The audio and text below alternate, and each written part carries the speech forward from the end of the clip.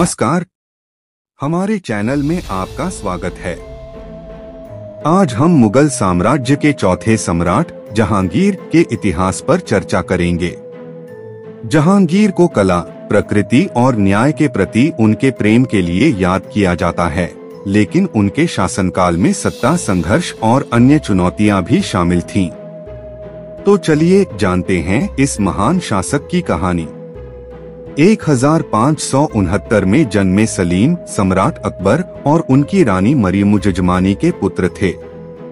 सलीम को बचपन से ही मुगल साम्राज्य के उत्तराधिकारी के रूप में तैयार किया गया था, लेकिन उनके और अकबर के बीच संबंध अक्सर तनावपूर्ण रहे। सलीम ने अकबर के जीवन के अंतिम वर्षों में विद्रोह कर दिया।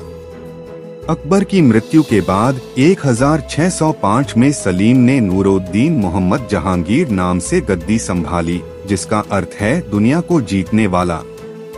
1605 से 1627 तक जहांगीर ने शासन किया।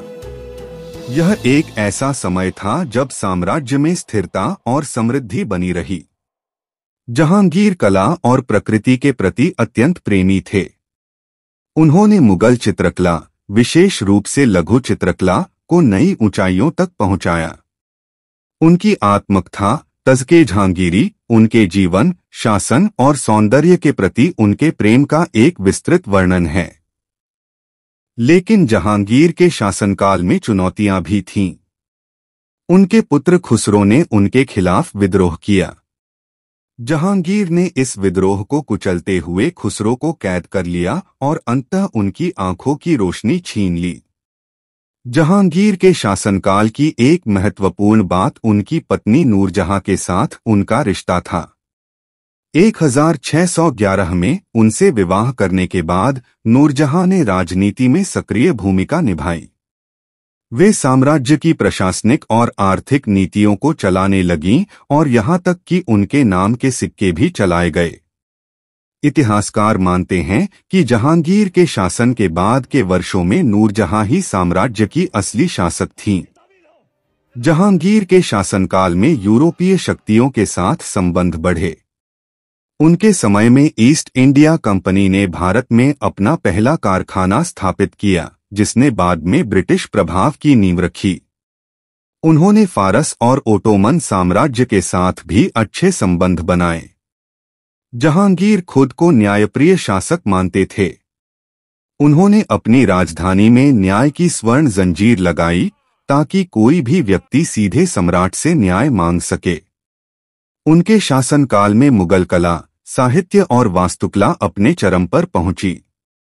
जहांगीर ने कला और वास्तुकला में योगदान दिया, जैसे कश्मीर के शालीमार बाग, जो उनकी प्रकृति के प्रति प्रेम को दर्शाते हैं। उनका दरबार फारसी, भारतीय और मध्य एशियाई प्रभावों का संगम था। अपने जीवन के अंतिम वर्षों में जहांगीर ने स्वास्थ्य संबंधी समस्याओं और राजनीतिक अस्थिरता का सामना किया। उनकी मृत्यु 1627 में कश्मीर से लौटते समय हुई। उन्हें लाहौर में दफनाया गया, जहां उनकी कब्र आज भी उनके योगदान की याद दिलाती है। जहांगीर की विरासत विरोधाभासों से भरी है। उन्होंने मुगल संस्कृति को समृद्ध किया, लेकिन उनके शासनकाल में साम्राज्य की कमजोरियां भी सामने आईं। फिर भी उनके द्वारा कला, साहित्य और शासन में दिए गए योगदान आज भी याद किए जाते हैं।